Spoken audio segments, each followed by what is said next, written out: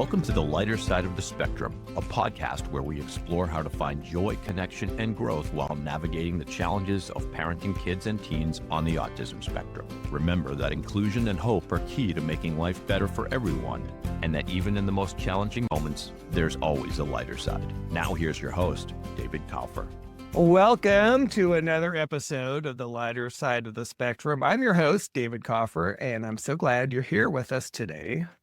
This week, we're diving into a topic that doesn't always get the attention it deserves, and that's the experience of living with an invisible disability. For many people, disabilities are often associated with what we can see, but when a disability isn't immediately apparent, it can create unique challenges, misconceptions, and a different kind of resilience. Today, I'm thrilled to be joined by Michelle Steiner, someone who has not only faced these challenges head on, but has defied expectations and accomplished incredible things. Michelle lives with an invisible disability and was told many times that she would not be able to go to college, get a degree, or achieve her professional dreams. Not only did she graduate from Slippery Rock University with a degree in community programming, she's also a published writer, photographer, and a paraeducator working with students with disabilities. Michelle has had her work featured in the Mighty, Nonverbal Learning Project, Word Gathering, and many other platforms. Her story is a powerful example of perseverance, creativity, and advocacy. Michelle, thank you so much for being here. Oh, hello. Thank you for having me. Yeah, it's great. It's great to connect with you. Like I said, I was moved when I heard your story. So why don't we kind of jump right in and start with your journey? You've faced a lot of different challenges. Why don't you kind of give us an idea of what that journey was like and go from there? Sure. I'll be happy to. My journey with having a learning disability began when I was diagnosed in kindergarten. Looking back, I had one before that with my preschool class and my teacher noticing that I was really struggling in the classroom.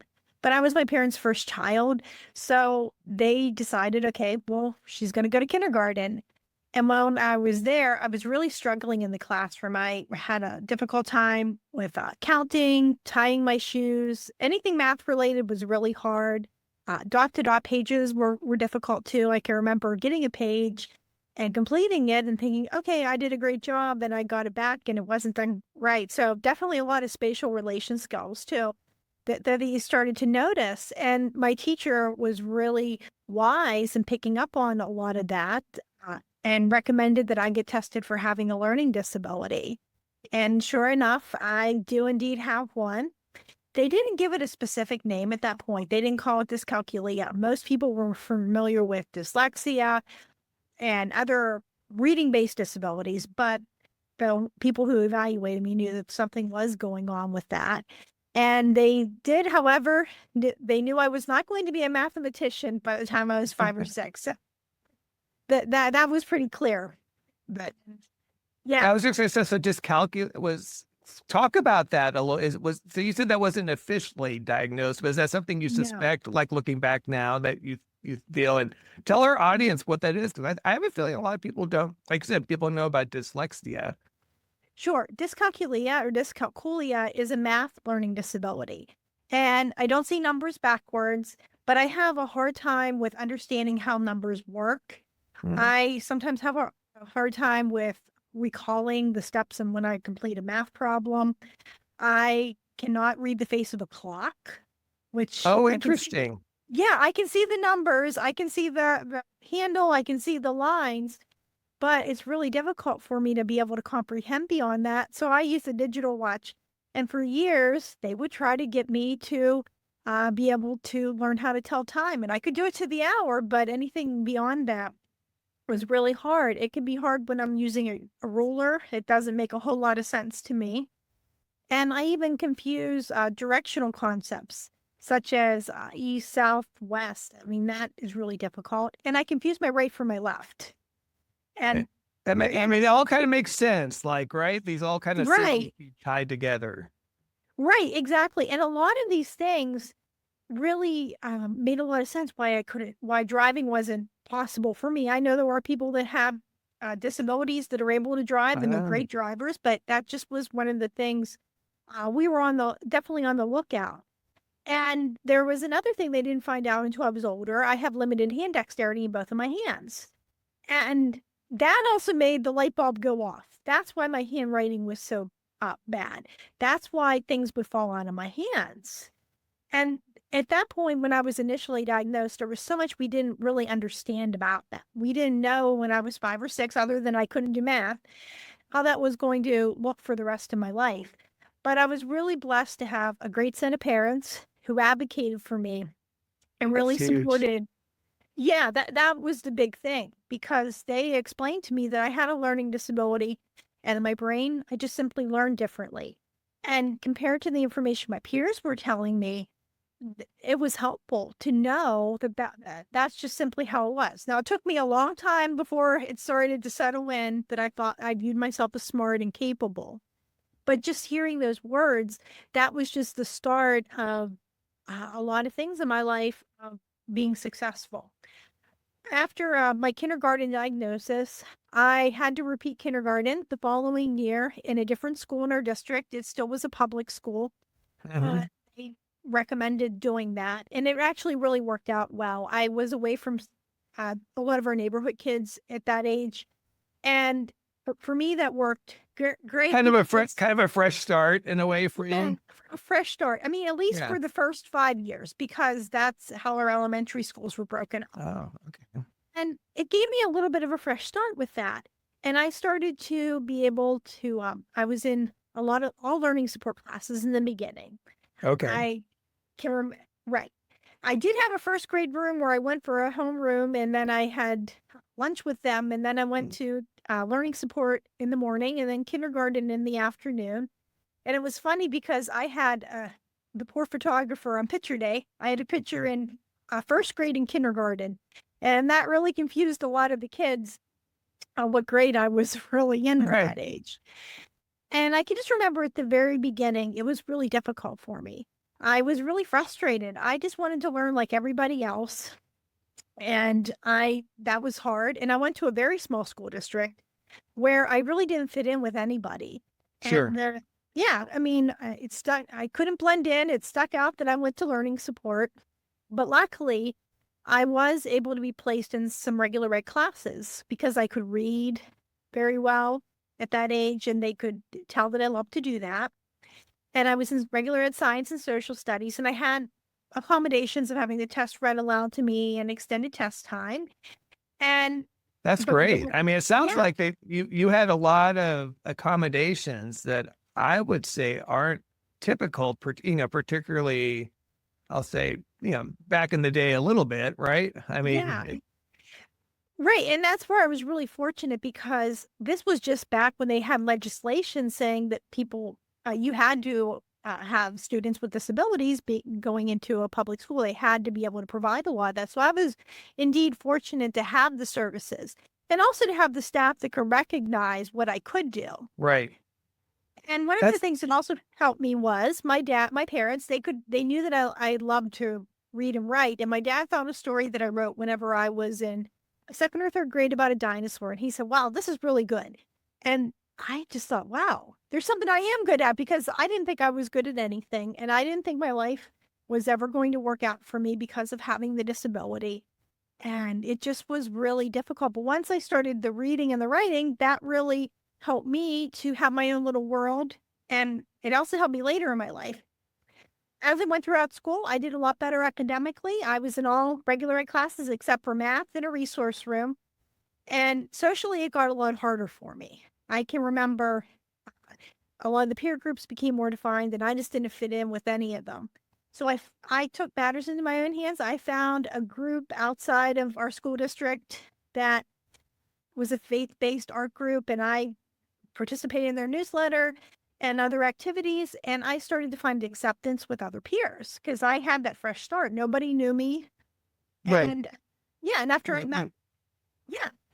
after I was stopped with that group, I started hanging out with an adult writing group, and they got to see me grow as a writer and a person. And 20 some years later, we still meet once a month to talk about our writing, and all no kidding.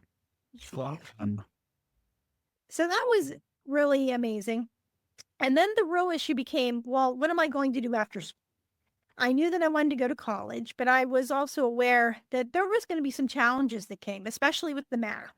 And I can remember I had a Right. learning support teacher who told me, well, I don't think you can handle college because of your math, and suggested a trade school. But nothing there interested me. So I said, I'm going to go to college. And I got involved with Office for Vocational Rehabilitation. They paid for college, they paid for all my testing. And that was the only thing. I had to be tested for having a disability to get all the accommodations at school. And I've never been a great test taker. And the psychiatrist who evaluated me saw my scores, and he said, with your scores, you're most likely not going to go beyond community college. Mm. I How did you respond? Like when you got these messages along the line, Mhm. how did you respond to that? Like you talked about the kind of, it sounded like there's the pivotal moment where your Mhm. dad recognized you're a good writer, and that kind of Yeah. helped push you forward. What did you use to push yourself forward when you kind of hit some of these perceptual roadblocks? I think one of the things was having friends and having family too, because they couldn't fix having a disability, but my parents still made me go to school when I was young. I had to go to school even if it was really difficult for me. I still had to do that. I had to try my best despite having that. And I think it was my parents encouraging me to advocate. I didn't get a chance to go to my IEP meetings in school, but my mom and dad would tell me, okay, we're going to your meeting. Is there anything you want us to talk about? And they brought up those concerns. And my mom and dad were very honest with me. It wasn't sugarcoating a lot of things. It was, there are going to be some things that are going to be challenging for you, Mm-hmm. but here's That's how great. we can be able to do that. And my friends also, they couldn't fix my disability, but they could be there to just be my friend. And I think sometimes that's important, that somebody has that connection with another person, that you can have that unconditional relationship, that somebody will be there for you. So I think that was helpful too. Another thing was finding the things that I really like to do. If I focused on doing, especially now, if I focus on the things that I like and my interests, that really helped too, because I'm a happier person than if I Yeah. focus on what I can't do. And yeah, so I mean, those were definitely some Those are some things big that, positives. Yeah. I mean, it's great to right. have that, like you said, family, Hmm. friends, which isn't always the case, right? Like when you're talking Right. about kids growing up who are different, whether it's an Hmm. invisible disability or something more obvious with like my son, who's a non-autistic, non-speaking autistic teenager, right? Sometimes it's a little more challenging for kids. Anything that's perceived as different. So that's wonderful that you had that support system. Yes, definitely. Yeah, it can be hard for a lot of kids. That anything is perceived as different. And it's finding that support system and finding your people that share a lot of those interests too. Were there any other, like any misconceptions, I should say, that came with having this invisible disability that you had to deal with? I think a lot of the misconceptions that I commonly deal with is people will tell me you don't look like you're disabled. And I have to tell them, well, you can't always see every disability. And people sometimes just actually think that's a compliment too. That saying, oh, you don't have a disability or you're differently abled. And I know some people use that have uh, disabilities, and that's totally their choice. But my view on it is, I don't think having a disability is a bad thing. And when somebody says that I don't look disabled and they think that's a compliment, it's almost like it's dismissing it or making it like it's a bad thing. And I think when we do that, that just really makes it a shameful thing that people don't want to admit. And I went through that with going through school and not wanting to talk about having a disability and not even wanting to write about it. I can remember my writing group, they were like, you should really write about having a learning disability. And I said, oh no, that's too personal. And I wrote some really bad poetry and some other things I wouldn't want to read today. But it's what huh. We've all done that though, Michelle. Oh, I A lot know. of stuff going back past years, but yeah, I get it. But when I had the courage to write about it, that's when things got published, and I was able to help other people when I got a lot of feedback where a lot of people said, well, that's my life or that's my story. And I thought I was the only one that struggled with that. There's a lot of isolation, I think, that comes with it, both in terms of, like we said, because it's hard to find peers. And I think it's kind of a societal issue that we face. Like you said, I thought it was interesting what you said about how people can be almost dismissive about it, and it's almost like you don't admit you have a disability, or like it's a weakness of some sort. Right, exactly. A lot of people look at it as a weakness, and disability is not a dirty word to say. It's just something that It's a reality. It's just yeah, it's a reality. It's just okay, there's certain things I can't do, but I can find ways around doing a lot of things. And that has really been the key for me. When I was in college, I knew that going in with my math difficulties, that becoming a certified teacher was not going to be the best decision. But I got an associate's in early childhood. And when I went back to school, I researched a program that had the least amount of math and science possible and a program that interested me. And I used the accommodations. And I think it's just always just finding ways around what I can do. Yeah, it seems like, again, you've had a really good balance of awareness, acceptance. I mean, even yourself, like I said, I'm sure it was challenging early on, but that perseverance to say, hey, I'm going to have this goal. I'm going to find a way to achieve it, utilizing resources, accommodations. That's really awesome. I hope you're enjoying the lighter side of the spectrum. So far, we're commercial free, but if you're finding value here, one way to support the show is by considering me for a speaking engagement. I speak on unlocking potential, whether it's for individuals like my son or for entire organizations. I also offer fractional CMO services for businesses needing strategic marketing support without the full-time commitment, drawing on over 35 years of experience in marketing. My agency has helped companies and healthcare practices increase their value, grow, and even prepare for acquisition. To learn more about my speaking topics, visit davidkoffer.com. Or if you're interested in our marketing or fractional CMO services, check out koffermarketing.com. If you're enjoying this episode, please leave a review. Your feedback means a lot, and it helps me make this podcast even more useful. Lastly, don't forget to share it with anyone who would appreciate the insights and stories we're sharing here. Thanks again for listening. Thank you. Yeah. So this is a good opportunity to take a quick break for the tip of the week. Okay. So I like to share a little tip of the week with our listeners, whether it's disabilities or autism related. So let's go ahead and cue it up, Dave. Hey parents, gather around, it's time to speak. We're here with your tip of the week. Strategies and wisdom just for you. Autism parents, we know what you go through. All right, a big build up for our little tip of the week. So I've got a tip this week, and this it's kind of actually a little related to what we were just talking to Michelle, and that is there are a lot of times people who don't have disabilities, when they're interacting with those who do have disabilities, they don't talk directly to them, particularly, again, if it's invisible. It's like almost like they can be invisible. They talk to either the person who's with them, a parent, or the caregiver, and they almost act as if the person, like I said, is invisible, and they're not capable of listening to what they have to say or responding. And I know that's, as one can imagine, a huge pet peeve for those with disabilities. So my tip for all of you out there is, when you're dealing with anyone, right? It's just, it's humanity. It's just being honorable to the person you're dealing with. Talk to them. Don't talk over them. Don't talk to the others if they're invisible, but make sure you acknowledge them. So I don't know. Is that something, have you seen that, Michelle? Would you agree with that? I agree. That is definitely something that, that people should talk directly to the person, not just to the caregiver. I can remember when I worked for an agency that helped people with disabilities, that I would call their caregivers and remind them, okay, it's time for the time, like for their timesheets. The first thing I would do is I would always address the person that was receiving the care, and I would just tell them, okay, this is what, just remember to have your workers turn their timesheets in.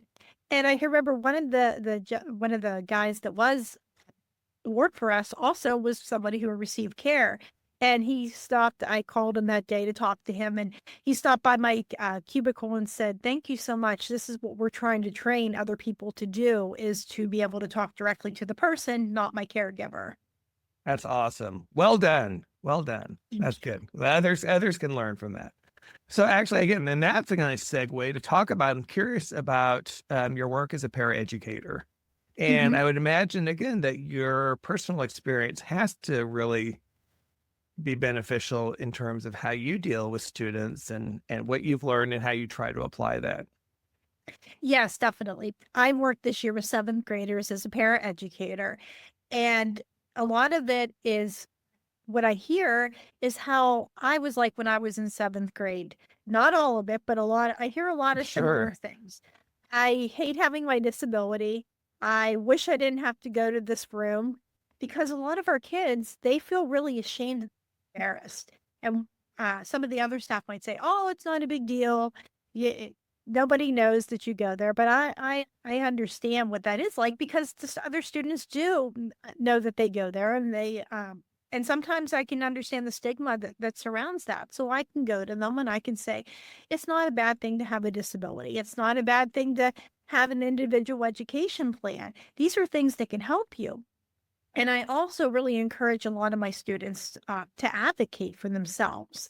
I want them Great. to, yeah, if they need help or they need clarification, I will tell them to go up to their teacher and to be able to ask for that. And not just I try not to do the asking for them. I want them to be able to do that. I can sometimes stand with them if they say, oh, I'm afraid to go up to them. I'll be like, okay, I'll come with you, but I want you to ask. Oh. And that's a skill that I think my students are going to take with them whenever they graduate. For a lot of them, they'll leave me, but for so many of them, their disability won't leave them, and they're going to need to have a lot of those skills to be able to do that. Now, they all know, do not ask me for help with math, because I cannot do that. Right. But I can help them with their spelling and reading and other things as well. Well, no, but that level of support that you're providing obviously goes beyond academics. I mean, those are life skills, literally, that you're helping. And I was curious in terms of what's the response? Is it a mixed response from students? I would imagine some of them maybe have never been told they can't advocate for themselves. That there's, again, getting back to some of the societal expectations we have, the ableism sometimes you see in schools and elsewhere. Right. For some of our students, they don't think they can advocate, or they're afraid to. I can remember I had a student that she had a question about her work, and we have a great staff that will come in when they have a plan period to some of our resource rooms and help them if they're in their class and they're really struggling with something. And she said, but I'm afraid to do that. I said, well, here, I'll go with you. Here's how we do that. We ask for help. And she was able to get the help she needed, and she wasn't afraid to ask. And I think sometimes, too, my students also understand the importance in asking. I can remember Oh, yeah. this year, they have spelling words, and I can help them. I make up little cards, and we go through the words, and I'll have students that sometimes in the beginning will roll our eyes and say, oh, this isn't going to do anything. Why do I have to do this? And then they'll go through the words, and then they'll tell me, I got an A on the test that week. And that always makes me happy when they're successful. But see, sometimes our students see that, and now they'll come to me at the beginning when they have a spelling week, and they'll say, hey, I have these words. Can you make some cards and study with me? And I even had a student right before the test. He normally doesn't want to study, or he normally isn't in the room for that, but he goes, hey, I have a test coming up. Can you sit down and can you study with me? And they're advocating and they're learning through that example to be able to come up and to ask for help. That's so great. I mean, I love hearing that, right? Because it's all about, like you said, it's advocating, being proactive in your approach, not only to education, but in life. I think a lot of the students, unfortunately, like I said, sometimes are almost taught to be more passive in their approach, and just because they're kind of told like what you can't do, or that you're not allowed to do, or aren't capable of doing. that can take a toll. So I love that you're doing that, Michelle. And again, I hope that we inspire others to do the same thing in terms of like, look, these kids, they need advocates. They also need to advocate for themselves. Exactly, because when they go to college or at a job, it's not going to be mom and dad necessarily being able to do that. They're going to have to go up to the professor and tell them that I have a disability and these are the services I'm going to need. When they have a job someday, they have to have that where they can go up to their boss in a calm way and Yeah. tell them that they have a disability and they need accommodations. And I think the sooner we start teaching that, the easier it's going to be for them in the future. Yeah. And to your earlier point, not to be ashamed of it. It's just a Yep. reality. And it's a legal right that they have. I Yep. mean, it's, Exactly. you're not asking for favors. You're just asking for what's you're legally entitled to. Exactly. For listeners, and also this kind of goes for maybe parents, again, of kids who are dealing with invisible disabilities or not, but they're facing doubts or limitations. What advice would you share to help them stay motivated and working towards their goals?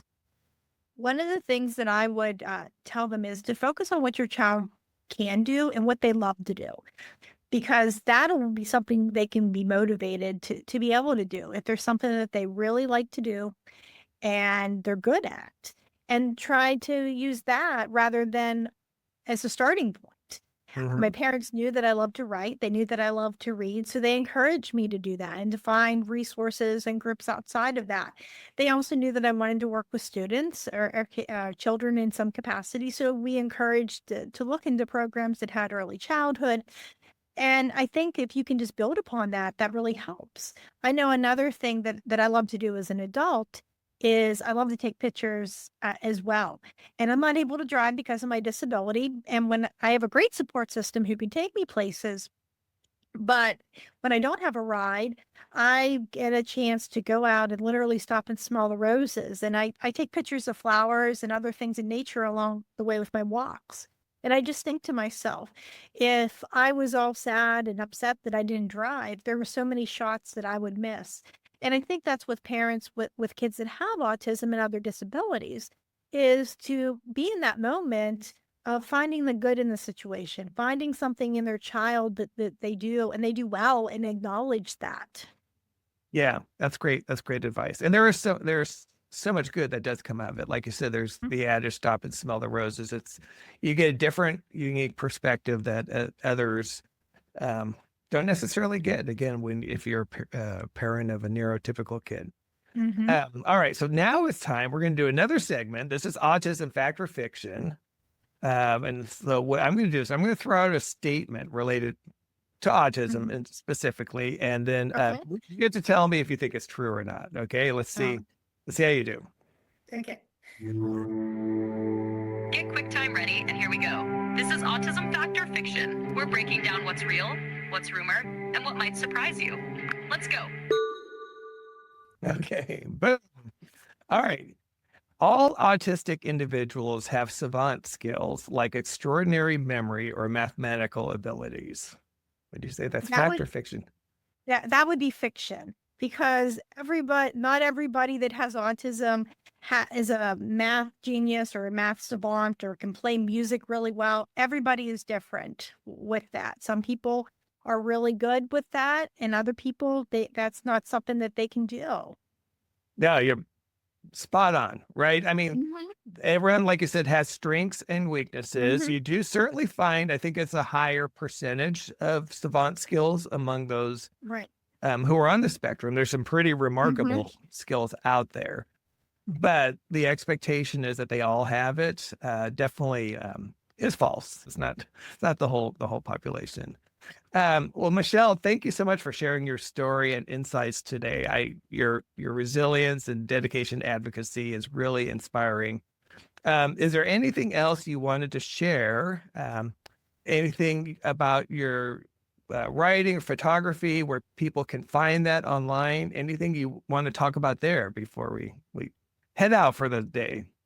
Sure, I'd be happy to. You can find me at my blog, www.mrsmichellesmission, and I write a lot about having a disability, and I use a lot of nature analogies. And you can also find my photography and my store for prints and just some articles about learning disabilities, and also some of the books that I have some stories published in as well. Awesome. Well, we'll definitely be sure to include that in the show notes for those who didn't necessarily catch it there. But thank you again, Michelle. Really appreciate you being on the show. This has really been really enjoyable and insightful.